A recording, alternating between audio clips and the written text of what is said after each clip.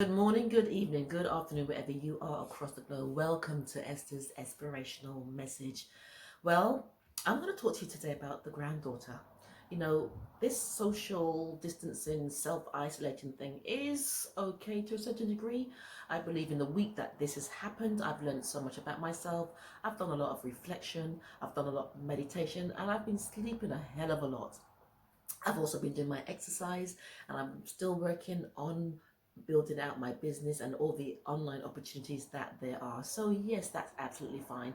Week two, I was asked today to support my son with helping him do some homework with his daughter, my granddaughter. She's 6 years old, going on 20 and sometimes 35. She's an old soul.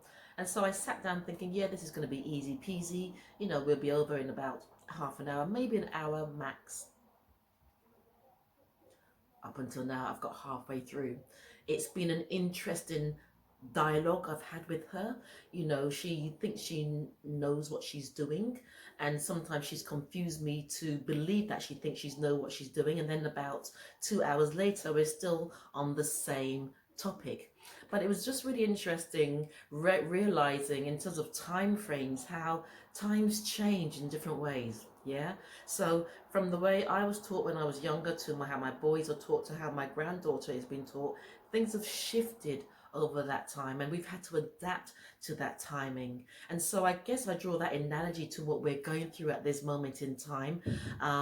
Yes, there was a lot of frustration for me when I actually managed to do half an hour with her, and then she wandered off and she was on her iPad. But however, she was doing some maths on her iPad, so that's cool. It saved me a bit of stress going to her parents to say I haven't quite got there with the homework yet. But I'm drawing this analogy to show you that times change, things happen.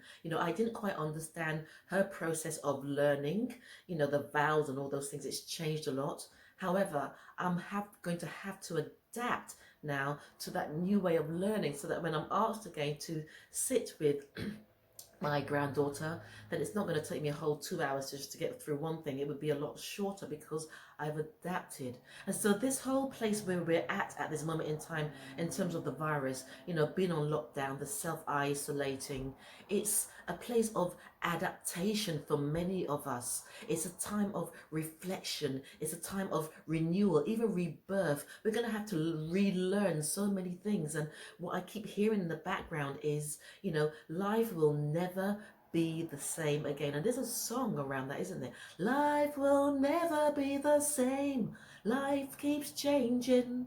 So what I'm going to suggest to you today is, as we go through this process, as we adapt, as we have to learn to operate differently, because everything that we've known, the way, the structure of things, the structure of life, from our financial perspective, from our jobs, from every perspective, everything's been broken down. And like the phoenix rising from the ashes, that is the only way that we can go, from the phoenix rising from the ashes. When we rise, everything will be different because nothing can and will remain the same.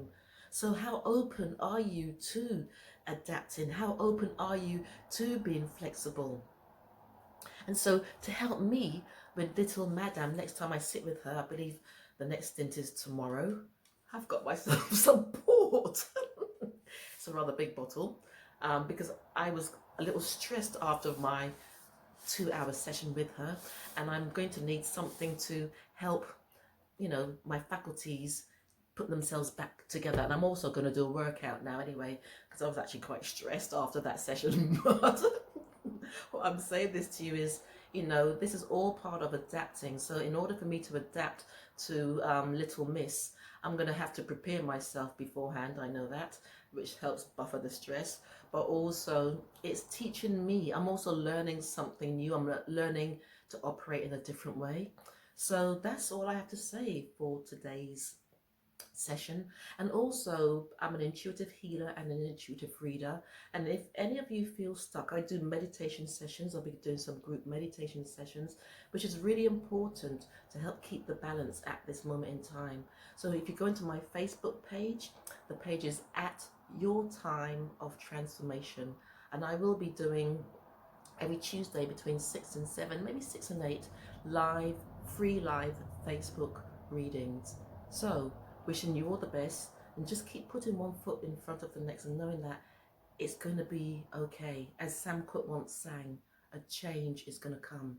And I would say a change has to come. Take care. Thank you. Bye-bye. Life